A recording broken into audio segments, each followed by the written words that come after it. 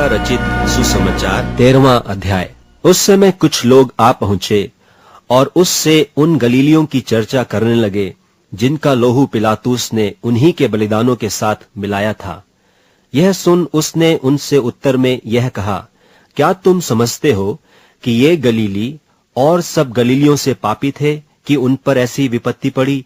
मैं तुमसे कहता हूं कि नहीं, परंतु यदि तुम मन न फिराओगे तो तुम सब भी इसी रीति से नाश होगे। या क्या तुम समझते हो कि वे 18 जन जिन पर शीलोह का गुम्मट गिरा और वे दबकर मर गए, यरूशलेम के और सब रहने वालों से अधिक अपराधी थे?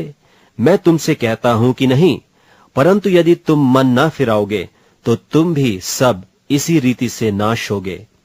फिर उसने यह दृष्टांत भी कहा कि किसी की अंगूर की बारी में एक अंजीर का पेड़ लगा हुआ था। वह उसमें फल ढूंढने आया परंतु न पाया।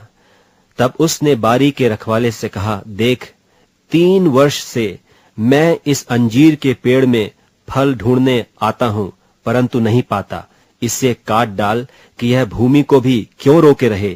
उसने उसको उत्तर दिया कि हे स्वामी, इसे इस वर्ष तो और रहने दे कि मैं इसके चारों ओर खोदकर खाद डालूं, सो आगे को फले तो भला, नहीं तो उसे काट डालना। सब्त के दिन वह एक आराधनालय में उपदेश कर रहा था, और देखो, एक स्त्री थी जिसे 18 वर्ष से एक दुर्बल करने वाली दुष्टात्मा लगी थी, और वह कुबड़ी हो गई थी और किसी रीति से सीधी नहीं हो सकती थी। यीशु ने उसे देखकर बुलाया और कहा, हे नारी, तू अपनी दुर्बलता से छूट गई। तब उसने उस पर हाथ रखे और वह तुरंत सीधी हो गई और परमेश्वर की बड़ाई करने लगी। इसलिए कि यीशु ने सब्त के दिन उसे अच्छा किया था, आराधनालय का सरदार रिसिया कर लोगों से कहने लगा, 6 दिन हैं जिनमें काम करना चाहिए, सो उन्हीं दिनों में आकर चंगे हो, परंतु सब्त के दिन में नहीं।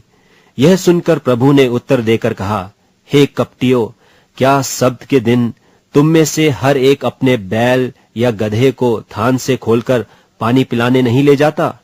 और क्या उचित न था कि यह स्त्री जो इब्राहिम की बेटी है, जिसे शैतान ने 18 वर्ष से बांध रखा था, सब्त के दिन इस बंधन से छुड़ाई जाती? जब उसने ये बातें कहीं तो उसके सब विरोधी लज्जित हो गए, और सारी भीड़ उन महिमा के कामों से जो वह करता था आनंदित हुई। फिर उसने कहा, परमेश्वर का राज्य किसके समान है, और मैं उसकी उपमा किससे दूं? वह राई के एक दाने के समान है, जिसे किसी मनुष्य ने लेकर अपनी बारी में बोया, और वह बढ़कर पेड़ हो गया, और आकाश के पक्षियों ने उसकी डालियों पर बसेरा किया। उसने फिर कहा, मैं परमेश्वर के राज्य की उपमा किससे दूं? वह खमीर के समान है, जिसको किसी स्त्री ने लेकर 3 पसेरी आटे में मिलाया, और होते होते सब आटा खमीर हो गया। वह नगर नगर और गांव गांव होकर उपदेश करता हुआ यरूशलेम की ओर जा रहा था, और किसी ने उससे पूछा, हे प्रभु, क्या उद्धार पाने वाले थोड़े हैं? उसने उनसे कहा, सकेत द्वार से प्रवेश करने का यत्न करो, क्योंकि मैं तुमसे कहता हूं कि बहुतेरे प्रवेश करना चाहेंगे और न कर सकेंगे। जब घर का स्वामी उठकर द्वार बंद कर चुका हो और तुम बाहर खड़े हुए द्वार खटखटाकर कहने लगो, हे प्रभु, हमारे लिए खोल दे, और वह उत्तर दे कि मैं तुम्हें नहीं जानता, तुम कहां के हो? तब तुम कहने लगोगे कि हमने तेरे सामने खाया पिया और तूने हमारे बाजारों में उपदेश किया। परंतु वह कहेगा, मैं तुमसे कहता हूं, मैं नहीं जानता तुम कहां से हो। हे कुकर्म करने वालों, तुम सब मुझसे दूर हो।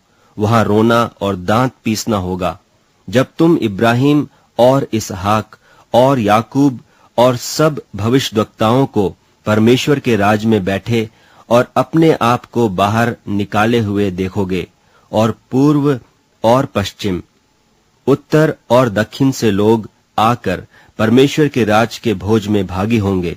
और देखो, कितने पिछले हैं वे प्रथम होंगे, और कितने जो प्रथम हैं वे पिछले होंगे। उसी घड़ी कितने फरीसियों ने आकर उससे कहा, यहां से निकलकर चला जा, क्योंकि हेरोदेस तुझे मार डालना चाहता है।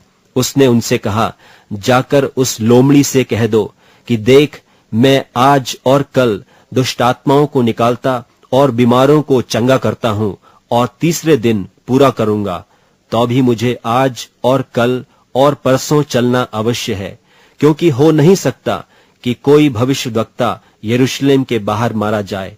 हे यरूशलेम, हे यरूशलेम, तू जो भविष्यद्वक्ताओं को मार डालती है और जो तेरे पास भेजे गए उन्हें पत्थरवाह करती है। कितनी ही बार मैंने यह चाहा कि जैसे मुर्गी अपने बच्चों को अपने पंखों के नीचे इकट्ठे करती है, वैसे ही मैं भी तेरे बालकों को इकट्ठे करूं, पर तुमने यह न चाहा। देखो, तुम्हारा घर तुम्हारे लिए उजाड़ छोड़ा जाता है, और मैं तुमसे कहता हूं, जब तक तुम न कहोगे कि धन्य है वह जो प्रभु के नाम से आता है, तब तक तुम मुझे फिर कभी न देखोगे।